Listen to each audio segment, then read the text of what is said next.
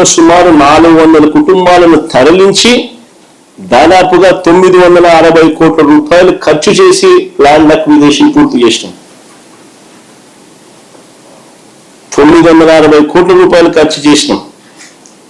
Time పెట్టినాం, energy పెట్టినాం, court కేసులు సాల్వ్ చేసినాం.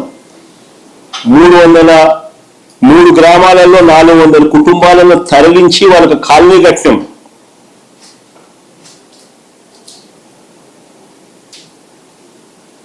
ల్యాండ్ అక్విజిషన్ మా హయాంలో జరిగింది.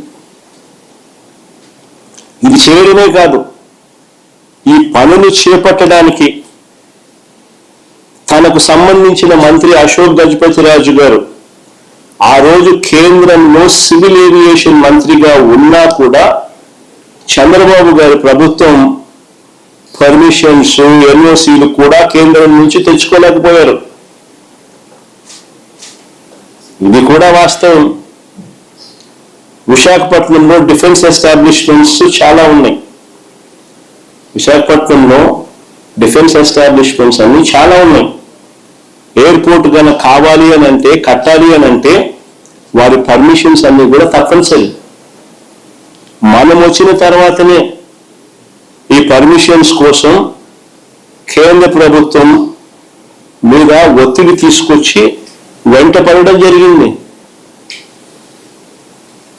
ప్రధాని గారిని నేనే స్వయంగా కలిసి లేఖలు ఇవ్వడమే కాకుండా రిక్వెస్ట్ కూడా 10 మార్లు చేయాల్సి వచ్చింది.